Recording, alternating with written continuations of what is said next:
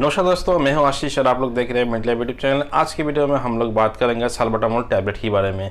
Salbutamol tablet क्या है और इसकी जो ब्रांड नेम क्या क्या है, किन किन ब्रांड नेम से आप लोगों को मार्केट में ये साल्बुटामोल मिल सकती है। इसके अलावा इसका यूज़ क्या क्या है, कौन कौन सी बीमारियों में इसी साल्बुटामोल का इस्तेमाल की जाती है और इसकी डोज के बारे में भी बात करेंगे। वीडियो की अंत में हम लोग जानेंगे कौन कौन सी व्यक्ति जो इसी साल्बुटामोल टैबलेट का इस्तेमाल नहीं कर सकती है, इसके इस्तेमाल करने के बाद क्या क्या साइड इफेक्ट दिखाई देती है उसके बारे में भी बात करेंगे। तो इसलिए वीडियो को लास्ट तक जरूर देखिएगा ताकि दवा के बारे में संपूर्ण जानकारी आपको मिले। तो चलिए दोस्तों, शुरू करते हैं आज की वीडियो।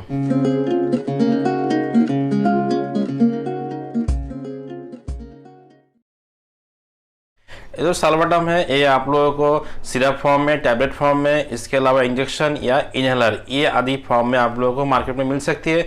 लेकिन आज की वीडियो में हम लोग साल्बुटामोल टैबलेट के बारे में बात करेंगे। ये जो साल्बुटामोल टैबलेट है ये एक जेनेरिक नेम है या इसका मॉलिक्यूल है और इसका ब्रांड नेम क्या क्या है उसके बारे में बात कर लेते हैं। जैसे कि पॉपुलर एक ब्रांड नेम है वो है एस्थलीन। एस्थलीन के अलग अलग स्ट्रेन में इसी साल्बुटामोल टैबलेट को मिलती है और ज़्यादातर मार्केट में 2 mg, 4 mg, इसके अलावा 8 mg ये अलग अलग स्ट्रेन में इसी एस्थलीन टैबलेट मिलती है। इसकी प्राइस के बारे में बात कर लेते हैं। ये बहुत ही सस्ता एक मेडिसिन है। जो एस्थलीन 4 टैबलेट है इसकी प्राइस लगभग आपको एक स्ट्रिप में 30 टैबलेट मिलती है और जिसकी प्राइस है 5 रुपया। तो ये बहुत ही सस्ता है और ये आपको आसानी से किसी भी मेडिकल शॉप में मिल जाएगी। इसके यूज़ के बारे में एक बार बात कर लेते हैं। कौन सी पेशेंट है जो इसी एस्थलीन 4 टैबलेट इसके अलावा साल्बुटामोल का इस्तेमाल कर सकती है। एस्थमा में इस्तेमाल की जाती है। अगर किसी पेशेंट को एस्थमा का समस्या है जिसमें पेशेंट को सांस नाली में इन्फ्लेमेशन हो जाती है, उसके दौरान पेशेंट को सांस लेने में दिक्कत होती है। इसके साथ साथ खांसी की समस्या भी पेशेंट में रहती है और उनके सीने में भी दर्द का महसूस हो सकती है।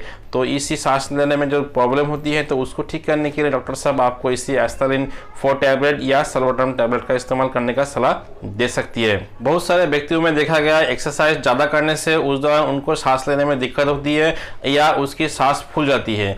तो उसी सांस को नॉर्मल में लाने के लिए इस साल्बुटामोल टैबलेट को प्रिस्क्राइब कर सकती है।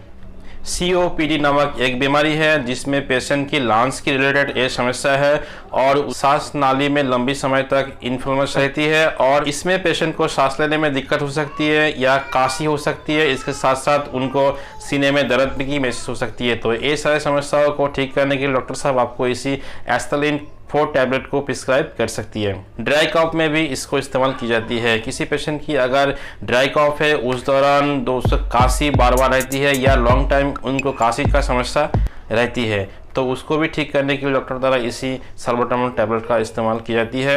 ये सारे यूज़ के अलावा इसी साल्बुटामोल टैबलेट को दूसरे यूज़ में इस्तेमाल की जाती है। जैसे किसी व्यक्ति की शरीर में अगर पोटेशियम का लेवल बढ़ जाती है तो उसको नॉर्मल में लाने के लिए भी डॉक्टर साहब इसी साल्बुटामोल टैबलेट का इस्तेमाल कर सकती है। आइए आप जान लेते हैं कौन कौन पेशेंट जो इसी साल्बुटामोल टैबलेट का इस्तेमाल नहीं कर सकती है। जैसे किसी पेशेंट में हार्ट बीट इरेगुलर बढ़ती भी है या घटती भी है उस दौरान इसका इस्तेमाल नहीं होती है।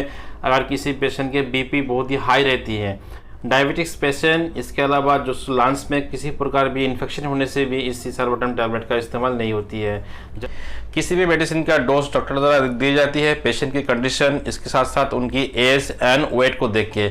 तो जब भी डॉक्टर साहब आपको इसी एस्थलीन 4 टैबलेट को प्रिस्क्राइब करें तभी इसको इस्तेमाल कर लेना और जिस तरह से आपको लेने का सलाह दे उसी तरह से इसको इस्तेमाल करना है। मैं इस वीडियो में नॉर्मल सी यूज़ के बारे में बात करूंगा। अगर आपको एस्थमा का समस्या है या सांस लेने में समस्या हो रहा है 2 mg इसके अलावा 4 mg टैबलेट को दिन में 2 बार इस्तेमाल कर सकते हैं। अगर आपकी समस्या बहुत ज़्यादा है उस दौरान इस टैबलेट को दिन में 3 बार भी इस्तेमाल कर सकते हैं। याद रखिएगा ये टैबलेट खाने से पहले भी यूज़ कर सकते हैं या खाने का बाद भी यूज़ कर सकते हैं। वैसे इसकी यूज़ जो 7 दिन से लेकर 10 दिन तक डॉक्टर साहब आपको इसको प्रिस्क्राइब कर सकती है। अगर पेशेंट की कंडीशन ज़्यादा सीरियस है उस दौरान इसी टैबलेट को लॉन्ग टाइम के लिए भी इस्तेमाल करने का सलाह आपको डॉक्टर साहब दे सकते हैं। तो डॉक्टर साहब आपको जैसे जितना दिन के लिए इस टैबलेट का इस्तेमाल करने का सलाह दे उस तरह से आपको इसको इस्तेमाल करना है। आप जान लेते हैं इसका यूज़ करने के बाद क्या क्या साइड इफेक्ट हो सकती है। किसी भी मेडिसिन को अगर आप इस्तेमाल करते हैं उस दौरान कुछ ना कुछ साइड इफेक्ट दिखाई देती है। इसमें भी कुछ साइड इफेक्ट है जैसे कि आपकी heart beat high and low हो सकती है। इसके अलावा आपकी मस्कुलर में दर्द का महसूस हो सकती है। आपके गले में सूखापन या आपकी सर में दर्द, इसके अलावा आपकी बीपी लो भी हो सकती है। ये सारे समस्या आपको अगर दिखाई दे तुरंत ही इस दवाई का इस्तेमाल करना बंद कर दीजिएगा और साथ साथ डॉक्टर साहब से एक बार कंसल्ट जरूर कीजिएगा। आई होप दोस्तों आप लोगों को एस्पिरिन 4 टैबलेट के बारे में संपूर्ण जानकारी मिल गई। अगर आपको ये सारी जानकारी अच्छी लगी तो प्लीज इस वीडियो को लाइक एंड शेयर करना मत भूलिएगा। Thank you watching this video.